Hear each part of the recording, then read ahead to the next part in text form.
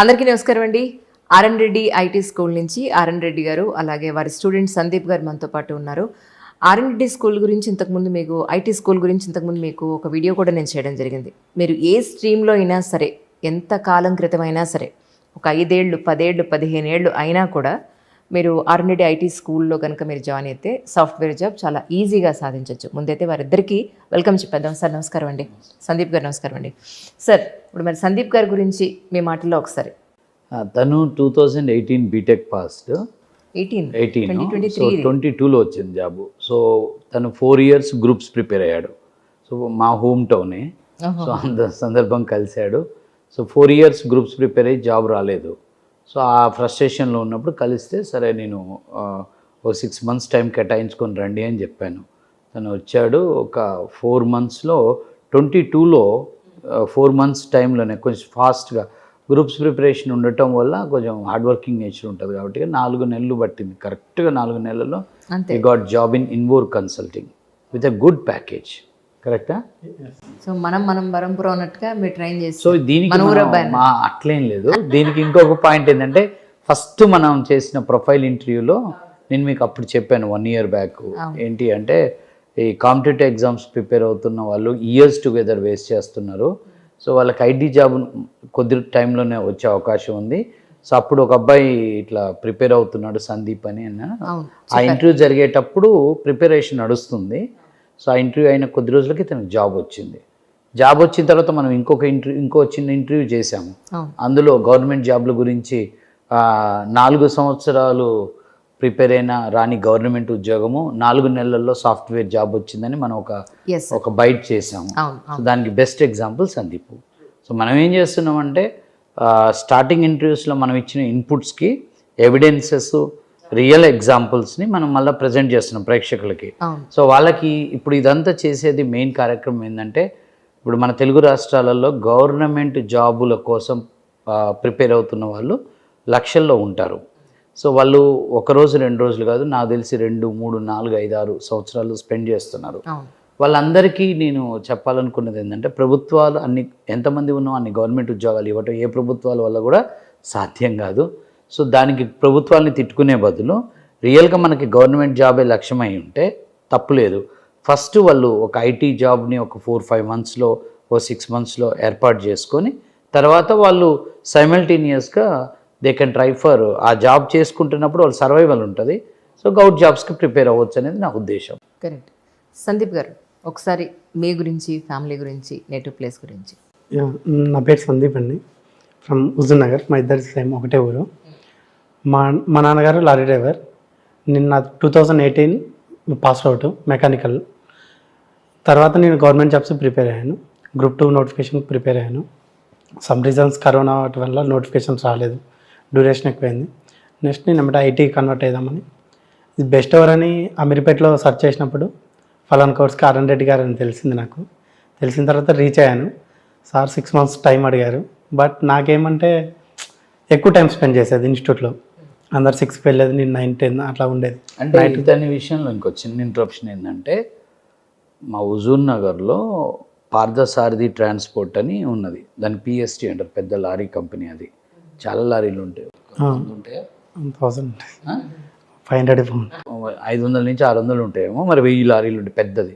దానికి మొత్తం మేనేజ్మెంట్ లక్ష్మారెడ్డి గారు అని చేస్తారు. ఆయన పిఎస్ లక్ష్మారెడ్డి గారు. ఆయన నేనేదో ఒక 5-6 ఇయర్స్ బ్యాక్ మా ఊర్లో నేను చదివిన డిగ్రీ కాలేజీలో 25 ఇయర్స్ ఫంక్షన్ అయితే నేను వెళ్ళాను. అక్కడ నేను ఒక స్పీచ్ ఇచ్చాను. అక్కడ ఆయన నన్ను చూసి నన్ను రీచ్ అయ్యాడు.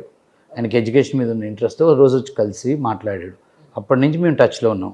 సో అదే లారీ కంపెనీలో వీళ్ళ ఫాదర్ లారీ డ్రైవర్గా చేస్తారు. 25 ఇయర్స్ నుంచి వాళ్ళ నాన్న లారీ డ్రైవరు. కంపెనీ స్టార్టింగ్ నుంచి ఆ లక్ష్మారెడ్డి గారు తనకి మన ఇన్ఫర్మేషన్ ఇచ్చారనుకుంటున్నాను. కరెక్ట్నా? నాకు లక్ష్మారెడ్డి గారు సజెషన్ చేశారు, వెళ్ళి కలవండి అని. చేసిన తర్వాత ఇతను ఏం చేస్తుండంటే, ఫస్ట్ నాకు ఇన్స్టిట్యూట్ కరోనా టైంలో వచ్చాడు, ఫోన్ చేశాడు. నేను హుజూర్నగర్ నుంచి వచ్చింది సార్ అంటే ఫోన్లో అంతా వివరాలు చెప్పాను. మళ్ళీ ఒకసారి పర్సనల్గా కలిసాడు, ఇన్స్టిట్యూట్లో తిరుగుతూ ఉన్నాడు. అయితే ఒకరోజు నేను హుజూర్నగర్ వెళ్ళినప్పుడు లక్ష్మారెడ్డి గారితో పాటు వచ్చాడు ఇంటికి వచ్చి మళ్ళా సేమ్ స్టోరీ అడుగుతూ ఉండు. సో అప్పుడు కొంచెం నేను కోపమైన అన్నట్టు, అంటే నువ్వు టైం అంతా వేస్ట్ చేసుకొని ఇప్పుడు నా దగ్గరికి రాబట్టే 4-5 నెలల నుంచి వస్తున్నావు పోతున్నావు, ఇదంతా కాదు. నువ్వు సీరియస్గా అయితే అది వదిలిపెట్టేసాయి, ఒక 5-6 మంత్స్ నాకు టైం పెట్టుకో, నువ్వు వచ్చి జాయిన్ అవ్వు, జాబ్ వస్తుంది, అంతేగాని నెక్స్ట్ టైం నా దగ్గరికి రావద్దని స్ట్రాంగ్ చెప్పాను ఆ రోజు. ఆ రోజుతో ఇంకా మనోడికి కూడా ఇంకోసారి వచ్చి అడిగే ఛాన్స్ లేదు కాబట్టిగా మేబీ జాయిన్ అయ్యి ఉంటాడు. జాయిన్ అయిన తర్వాత నేను స్ట్రాంగ్గా చెప్పా. నేను అంటే జనరల్గా మన కాడికి కౌన్సిలింగ్కి కానీ కలవటానికి వచ్చినప్పుడు ఏదో ఒక బిజినెస్ ఆస్పెక్ట్లో మాట్లాడాను నేను. చాలామంది ఏంటంటే ఒక అడ్మిషన్ వస్తుంది కదా అని చెప్పి తేనె పూసిన మాటలు అవన్నీ మాట్లాడతాను. నేను చాలా కటువుగా మాట్లాడతాను. కౌన్సిలింగ్ని నేను మా ఎంప్లాయీస్కి కూడా ఏం చెప్తానంటే, అసలు ఒక 5 minutes 6 minutes కంటే ఎక్కువ మాట్లాడొద్దు, వాళ్ళకి ఇన్ఫర్మేషన్ ఇచ్చి పంపించండి. నేను కూడా అదే, నా దగ్గరకు వచ్చి కలిసినప్పుడు నేను కష్టపడాలి అంటే, ఒక మైదానం లేదు, ఒక దండకారణ్యం ఉంది, ఒక గుట్టు ఉంది, ఆ యొక్క గుట్టని తవ్వి మనం ఇప్పుడు సారవంతమైన వ్యవసాయం చేయాలి. నా దగ్గరకు వచ్చే వాళ్ళకి ముందు ఇది చెప్తాను. ఒక బంజరు భూమి ఉంది, దాన్ని మనం ఒక సారవంతమైన భూమికి చేయాలి అంటే దాన్ని అంతా చెట్లు తీసేయాలి, రాళ్ళు తీసేయాలి, నీళ్ళు ఏర్పాటు చేయాలి. సో ఫైనల్గా మనకు వ్యవసాయం అయ్యి మంచి భూమి తయారై పంట వస్తుంది. అంతేగాని అంత రెడీగా ఉంది ఇంకా మీరు వచ్చి పంట వేసుకోండి పంట వస్తుందని చెప్పను నేను. ఎందుకంటే అది ఏ ఫీల్డ్లోనైనా అది సాధ్యం కాదు. సో ఇంకొకటి ఏం చెప్తానంటే, డ్యూరేషన్ గురించి మర్చిపోండి. మేము అందాజగా 4 నుంచి 6 నెలలు అంటాం. మన ఊరి నుంచి బస్సు బయలుదేరేటప్పుడు డ్రైవర్ని అడుగుతాం, హైదరాబాద్ ఎన్నింటికి పోద్ది అంటే 10కి పోద్ది అంటాడు, 10కి పోద్ది అంటాడు. 10కి మనం ఎక్కడో ఊరు బయట ఉంటాం, నార్కట్పల్లిలో ఎక్కడో చౌటప్పల్లో ఉంటే డ్రైవర్ని పోయి అడగం కదా, కొట్లాడకూడదు కదా డ్రైవర్. ఎందుకంటే ఆయన అందాజగా 10 కల్లా వెళ్తామంటాడు. ఎన్నో కన్స్ట్రైంట్స్ ఉంటాయి, మధ్యలో ట్రాఫిక్ జామ్స్ ఉంటాయి, చిన్న యాక్సిడెంట్లు ఉంటాయి, బండి ఆగుతుంది, ఏదో అవుతుంది, పోయిన దిగినోడు రాడు. సో ఇలానే ఈ ప్రయాణం కూడా మేము 4 to 6 months అని చెప్తాం, కానీ ఇతను 4 monthsకి వెళ్ళిపోయాడు, 3 monthsకి వెళ్ళిపోయిన వాళ్ళు 5-6 monthsకి వెళ్ళి 10-11 months కూడా పడుతుంది కొంతమందికి, వాళ్ళని బట్టి ఉంటుంది. రెగ్యులారిటీ, టైం ఇవ్వటము, హార్డ్ వర్క్ చేయటం, ఇవన్నీ కన్స్ట్రైంట్స్ ఉంటాయి. అందుకనే సో డ్యూరేషన్ విషయంలో కూడా ఫ్లెక్సిబుల్గా ఉండాలి. మూడవది ఏంటంటే, ఇంకొక లాస్ట్ పాయింట్ ఏంటంటే, get ready to accept the failures. 10 నుంచి 20 ఇంటర్వ్యూలు నేను ఫెయిల్ అవుతానని మెంటల్గా ప్రిపేర్ అయ్యే జాయిన్ అవ్వు. నీకు ఫస్ట్ సెకండ్ ఇంటర్వ్యూలో జాబ్ వస్తుంది. ఎందుకంటే 5-6 ఇంటర్వ్యూలలో ఎప్పుడైతే మనం ఫెయిల్ అయ్యామో స్టూడెంట్కి ఏమవుతుందంటే కాన్ఫిడెన్స్ డౌన్ అవుతుంది. సో వీళ్ళని మెంటల్గా మేము ఇప్పుడు ఎలా ప్రిపేర్ చేస్తున్నామంటే, ఒక మొదటి 20 ఇంటర్వ్యూలు నేను ఫెయిల్ అవుతాను, 20 ఇంటర్వ్యూలో నేను ఫెయిల్ అవుతా, 21వ ఇంటర్వ్యూ నుంచి నాకు జాబ్ వచ్చే అవకాశాలు మెరుగుగా ఉంటాయి అని రెడీ ఉండండి. అంటే మెయిన్ ఏంటంటే, ఏదైనా పర్సనల్ లైఫ్ అయినా ప్రొఫెషనల్ లైఫ్ అయినా మనం మెంటల్గా ఫెయిల్యూర్స్ వస్తాయి, వాటిని మనం ఫేస్ చేయాలి అనే ఒక గుండె ధైర్యం, మానసిక ధైర్యాన్ని పెట్టుకుంటే I'm sure in every profession A person can get success. అది ఎడ్యుకేషనే కాదు, పర్సనల్ లైఫ్లో కూడా ఇప్పుడు హడిల్స్, ఫెయిల్యూర్స్ ఉంటాయి. ఫెయిల్యూర్స్ ఉన్నాయంటే ఫెయిల్యూర్ ఐ లవ్ యూ అనాలి, ఫెయిల్యూర్ ఐ హగ్ యూ అనాలి. సో అప్పుడు ఫెయిల్యూర్ దగ్గరికి దూరంగా మారిపోయి సక్సెస్ వచ్చి అది చేసుకుంటుంది అనేది నా స్ట్రాటజీ. రైట్. సో ఇది ఫర్ కిడ్స్ అంటే వీళ్ళ లాంటి పిల్లలకి, చిన్నపిల్లల నుంచి పెద్ద పిల్లలు, గ్రాడ్యుయేషన్, సివిల్స్ ప్రిపేర్ అయ్యేటోళ్ళని ఎవరికైనా ఈ సూత్రం వర్తిస్తుందని అనుకుంటున్నాను నేను. మీరు గ్రూప్ 1కి ట్రై చేశారా, గ్రూప్ 2 ప్రిపేర్. ఎన్నాళ్ళు ప్రిపేర్ అయ్యారు? ఒక 1 year 1.5 years దాకా ప్రిపేర్ అయ్యాను. బిఫోర్ దట్ ఎస్ఐ కానిస్టేబుల్ కూడా ప్రిపేర్ అయ్యాను. ఓకే. కూడా రాలేదు. ఒకసారి ఈవెంట్స్లో మిస్ అయ్యాను, ఒకసారి రిటర్న్ టెస్ట్లో మిస్ అయ్యాను.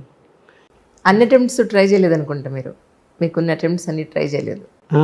తర్వాత ఇక నోటిఫికేషన్స్ డిలే వల్ల, ఇంకా కరోనా టైంలో నోటిఫికేషన్స్ డిలే ఉంది, అందుకని ఐటీ సైడ్ కన్వర్ట్ అయ్యాను. ఇంట్రెస్ట్ ఉండే సార్తో మీట్ అయ్యి కన్వర్ట్ అయ్యాను. కానీ 4 monthsలో మీరు జాబ్ ఎలా సాధించగలిగారు అంటే సార్ దగ్గర నాకు నచ్చింది వే ఆఫ్ ఎక్స్ప్లెనేషన్ సబ్జెక్ట్. అది నాకు తెలిసి అందరికీ రాదు ఆ ఎక్స్ప్లెనేషన్ అనేది. ఈజీ వే రీచ్ అవుట్, ఎలా స్టూడెంట్కి ఎలా రీచ్ అవ్వాలనేది ఈజీగా ఉంటుంది అనమాట. సో దానివల్ల నేను త్వరగా గెట్ ఇన్ కాగలిగాను. And hard work, time spend చేయడం. సార్ డిబగ్గింగ్ అని చెప్తుంటారు, very very important in future in software IT industry. That process is very important. That's why I'm getting very quick job. ఇప్పుడు ఎక్కడ చేస్తున్నారు? ఇప్పుడు ఇన్నోవర్ టెక్ అని మన నానక్రామ్గూడలో ఉంది, అక్కడ చేస్తున్నాను. ఐ థింక్ ఈ గాట్, ఇతను ఇప్పుడు జాయిన్ అయ్యి 1 year క్రాస్ అయిందా? 1 year 3 months. ఈ got some award also company. Some 2 awards వచ్చినాయా? ఏంటి అవి చెప్పు. ఎమర్జెన్సీ స్టార్ అవార్డ్, ఏం చేశారు? Performance madam, right. The work hard work. Next వచ్చేసి అప్రిషియల్స్ కూడా ఇచ్చారు.